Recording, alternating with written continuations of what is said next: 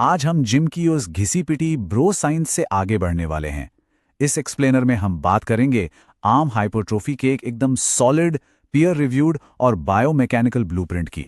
बिगर biceps के लिए बस ज्यादा वेट उठाना होता है। ये बात शायद सबने सुनी होगी, राइट? पर सच तो ये है कि ये एक बहुत बड़ा मिथ है। सिर्फ अंधाधुंध वेट्स उठाना, बॉडी को स्विंग करना और एंडलेस रेप्स लगाने से मसल्स नहीं बढ़ते। ऐसा करने से सिर्फ एक प्लेटो हिट होता है, जहां ग्रोथ बिल्कुल रुक जाती है। जब आर्म्स का साइज बढ़ना अचानक बंद हो जाए तो वहां पसीने या मेहनत की कमी नहीं होती। असली प्रॉब्लम होती है फिजिक्स और सही मैकेनिकल एंगल्स का ना होना। इस प्लाटो को तोड़ने के लिए सिर्फ जान लगाना काफी नहीं है, बल्कि उस रॉ एफर्ट के साथ बायोमैकेनिकल एफिशिएंसी पर फोकस करना जरूरी है।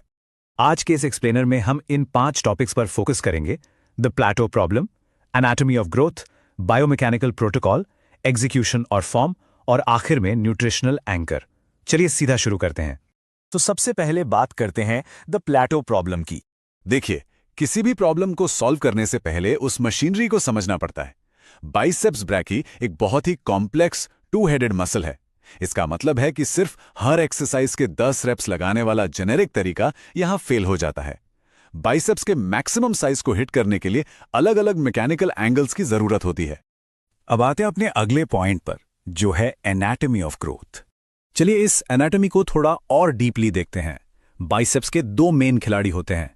पहला लॉन्ग हेड, जो बाहर की तरफ एक पहाड़ जैसी ऊंची पीक बनाता है, और दूसरा शॉर्ट हेड, जो अंदर की तरफ से आर्म को एक दीवार जैसी मोटाई या थिकनेस देता है। दोनों का काम बिल्कुल अलग है, इसलिए ऊंची पीक बनाने का तरीका इनर थिकनेस बढ़ाने के तरीके से पूरी तरह अलग होगा। यहां एक बहुत ही इंटरेस्टिंग कॉन्सेप्ट सामने आता है, स्ट्रेच मीडिएटेड हाइपरट्रोफी। इसका सीधा सा मतलब यह है कि जब एक मसल को उसकी सबसे लंबी यानी फुली स्ट्रेच्ड स्टेट में लोड के अंदर रखा जाता है, तब वहां मैक्सिमम ग्रोथ होती है। मसल को इस एक्सट्रीम टेंशन में डालना ही पीक हाइपरट्रोफी का सबसे बड़ा और साइंटिफिकली प्रूवन ट्रिगर है। तो अब जब एनाटॉमी क्लियर है, चलिए आगे बढ़ते हैं बायोमैकेनिकल प्रोटोकॉल पर।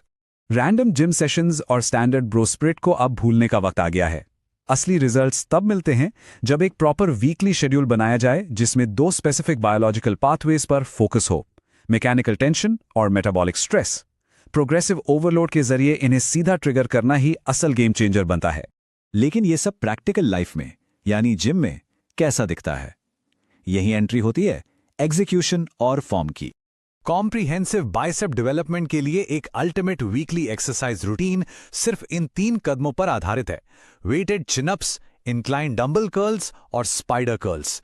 एक प्रोफेशनल कोच के नजरिए से यह ठीक वही सीक्वेंस है जो रिजल्ट्स लाता है। इस रूटीन का फाउंडेशन सेट होता है वेटेड चिनअप से। ये heavy compound movements maximum load allow करते हैं और उन डीप मोटर यूनिट्स को फायर करते हैं जहां आर्म आइसोलेशन कर्ल्स कभी पहुंच ही नहीं पाते। लेकिन यहां एक बहुत जरूरी वार्निंग साइन है। अगर पोस्चर बिगड़ता है या मोमेंटम का सहारा लिया जाता है तो मसल के बजाय सीधा शोल्डर्स और एल्बोज पर जॉइंट स्ट्रेन आएगा। इसलिए फॉर्म एकदम परफेक्ट चाहिए। अब बात करते हैं बेंच एंगल की।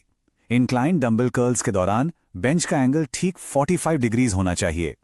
यह पर्टिकुलर डिग्री मसल को परफेक्टली आइसोलेट करने और एग्जैक्ट मैकेनिकल टेंशन बनाए रखने के लिए एब्सोल्युटली क्रूशियल है। इस 45 डिग्री एंगल वाले मूवमेंट को हम पीक क्रिएटर भी कह सकते हैं। जब एल्बोज को बॉडी के बिल्कुल पीछे लॉक्ड या पिन रखा जाता है तो ये स्ट्रेच शॉर्टनिंग साइकिल का जबरदस्त इस्तेमाल करता है और लॉन्ग हेड को टारगेट करके वो आउटर पीक बनाता है।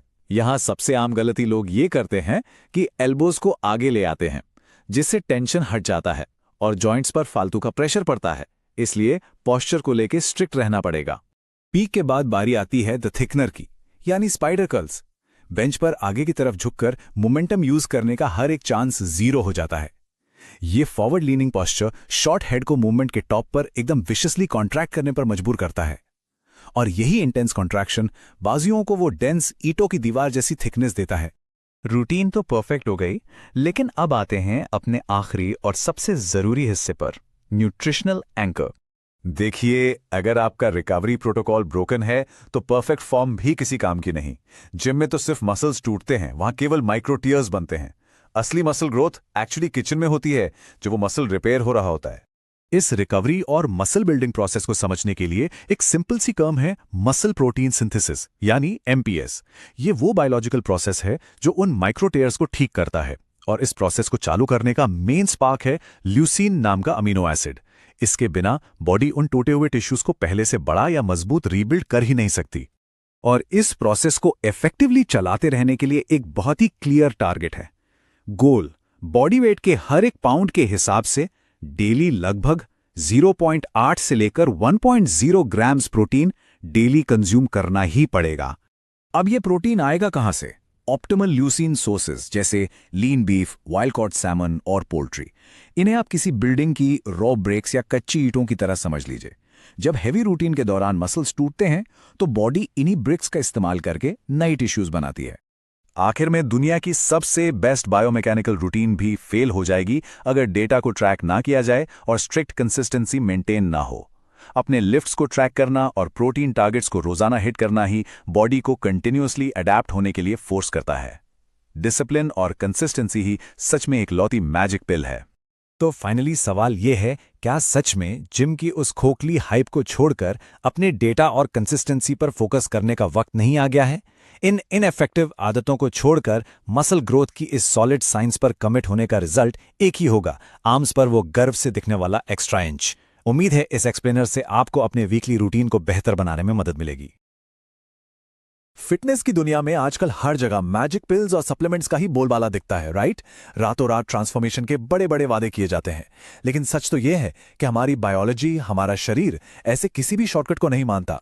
इस एनालिसिस में हम इन सारी फैंसी मार्केटिंग ट्रिक्स को बिल्कुल साइड में रखकर एक ऐसे 30-डे मेटाबॉलिक रीसेट को डिकोड करेंगे जो पूरी तरह से हार्ड साइंस, फिजिक्स और कंसिस्टेंसी पर टिका है। कोई हवाई बातें नहीं, सिर्फ प्योर डेटा और बायोलॉजिकल रियलिटी। एक तरफ है फिटनेस मार्केटिंग, जहां फैट बर्नर्स और 5 मिनट में एब्स जैसी चीजें बेची जाती हैं, और दूसरी तरफ है असली बायोलॉजिकल रियलिटी। वजन कम करने के लिए कोई जादुई फैट डाइट काम नहीं आती, बल्कि प्योर फिजिक्स काम करती है।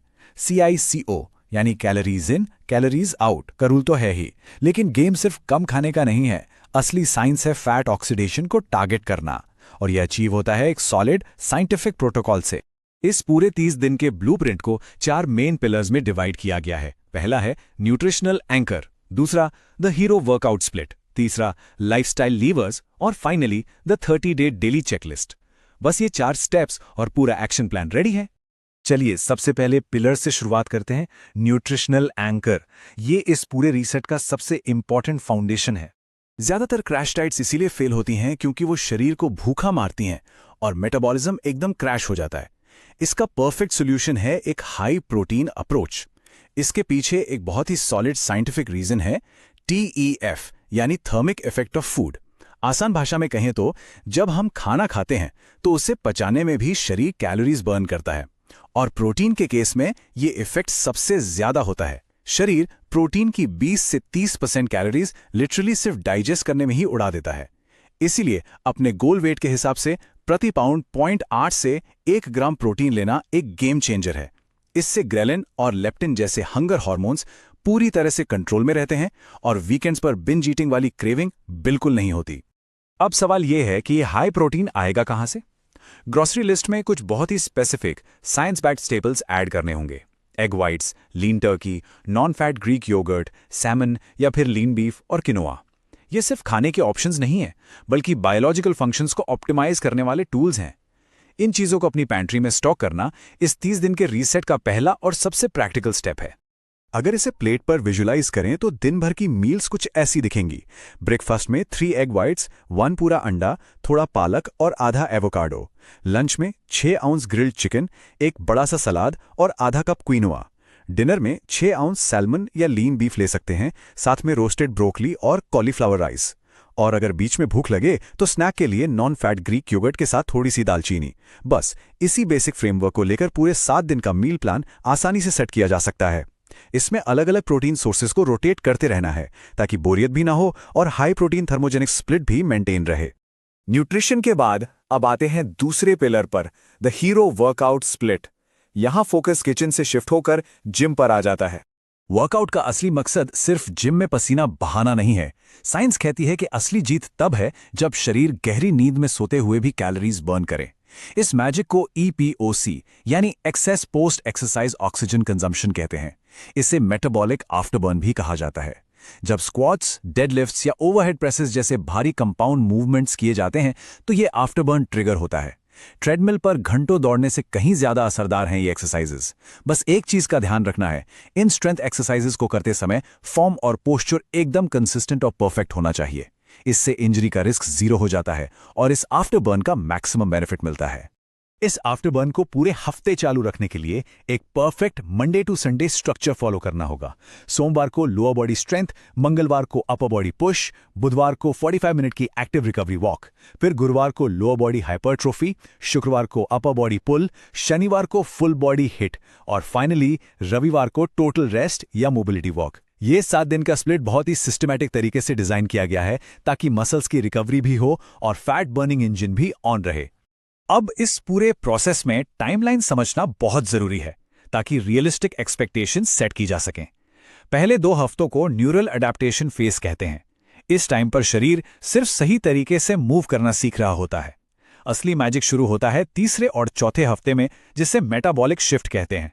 इसी फेज में ग्लाइकोजन लेवल स्टेबल होते हैं और बॉडी फ्यूल के लिए डायरेक्ट फैट को इस्तेमाल करना शुरू कर देती है और यहीं से एक्चुअल विजुअल चेंजेस नजर आना शुरू होते हैं। अब तीसरे पिलर की बारी, लाइफस्टाइल लेवर्स। जिम और डाइट अपनी जगह हैं, लेकिन जिम के बाहर जो होता है वो इक्वली इंपॉर्टेंट है। अगर डाइट परफेक्ट है और वर्कआउट भी शानदार है, लेकिन लाइफ में बहुत स्ट्रेस है या हैबिट्स खराब हैं, तो कॉर्टिसोल हार्मोन स्पाइक हो जाता है और जब कॉर्टिसोल हाई होता है तो शरीर फैट को एक तिजोरी की तरह लॉक करके रख लेता है। यहीं पर एक बहुत ही इंटरेस्टिंग कॉन्सेप्ट आता है, नीट यानी नॉन एक्सरसाइज एक्टिविटी थर्मोजेनेसिस। ये वो कैलोरीज हैं जो हम जिम के बाहर नॉर्मल डेली एक्टिविटीज में बर्न करते हैं। ये एक ऐसा सीक्रेट वेपन है जो पूरे दिन के एक छोटे से 200 कैलोरी बर्न को लिटरली 600 कैलोरी के मैसिव बर्न में बदल सकता है। और इस नीट को मैक्सिमाइज करने का मैजिक नंबर क्या है? 10,000। रोजाना 10,000 कदम चलना इस प्रोटोकॉल का एक नॉन नेगोशिएबल पार्ट है। बिना कुछ एक्स्ट्रा किए अपना डेली कैलोरी आउटपुट बढ़ाने का यह सबसे सिंपल और पावरफुल तरीका है। इसके बाद बात आती है रिकवरी की। एक बहुत ही हैरान करने वाली रिसर्च है कि 8 घंटे के बजाय अगर सिर्फ 5 घंटे की नींद ली जाए तो फैट लॉस का प्रोसेस सीधा 55% तक गिर सकता है। लिटरली आधा। सही नींद के बिना शरीर हमेशा स्ट्रेस में रहता है और बिना प्रॉपर स्लीप के रिजल्ट्स एक्सपेक्ट करना एकदम बेकार है। लाइफस्टाइल लीवर्स में एक और चीज जिसे अक्सर इग्नोर कर दिया जाता है वो है पानी। सिर्फ 16 आउंस यानी लगभग आधा लीटर पानी पीने से मेटाबॉलिक रेट 30% तक बूस्ट हो सकता है। पानी को सिर्फ प्यास बुझाने की चीज समझना एक बहुत बड़ी गलती है। ये असल में एक मेटाबॉलिक कैटलिस्ट है जो शरीर के इंजन को फुल स्पीड पर दौड़ाता है। अब आते हैं अपने फाइनल और सबसे क्रूशियल पार्ट पर, section 4, the 30 day daily checklist. अब तक डिस्कस की गई सारी साइंस को एक सिंपल डेली रूटीन में बदलने का वक्त आ गया है। ये 5 स्टेप्स का डेली चेकलिस्ट अगले 720 घंटों का पूरा ब्लूप्रिंट है। स्टेप 1, अपना डेली प्रोटीन गोल हिट करना है, प्रति पाउंड 0.8 से 1 ग्राम। स्टेप 2, मेटाबॉलिज्म को किक स्टार्ट करने के लिए रोजाना 16 आउंस पानी पीना है। स्टेप 3, उस दिन का जो भी वर्कआउट या रेस्ट शेड्यूल्ड है उसे कंप्लीट करना है। स्टेप 4, रोजाना अपने 10,000 नीट स्टेप्स पूरे करने हैं। और स्टेप 5, 8 घंटे की क्वालिटी स्लीप लेनी है। बिगनर्स के लिए इसे फॉलो करना बहुत आसान है। साथ ही अगर एक वीकली प्रोग्रेस ट्रैकर मेंटेन किया जाए जहां हर हफ्ते बॉडी मेजरमेंट्स और डेली एनर्जी लेवल्स को रिकॉर्ड किया जाए तो मोटिवेशन भी बना रहता है और कंसिस्टेंसी भी। तो फाइनली एक बड़ा सवाल हम सबके सामने है। अगर इस पूरे रूटीन को, इस बायोलॉजिकल कंसिस्टेंसी को पूरे 720 घंटों तक मेंटेन किया जाए तो रिजल्ट्स कैसे दिखेंगे? बिना किसी फैट बर्नर या शॉर्टकट के, जब हम सिर्फ pure science, compound movements, nutrition और लाइफस्टाइल हैबिट्स का इस्तेमाल करते हैं तो शरीर में क्या बदलाव आते हैं? ये सवाल सिर्फ सोचने के लिए नहीं है, बल्कि इस 30 दिन के साइंस बैक चैलेंज को एक्सेप्ट करने के लिए एक इन्विटेशन।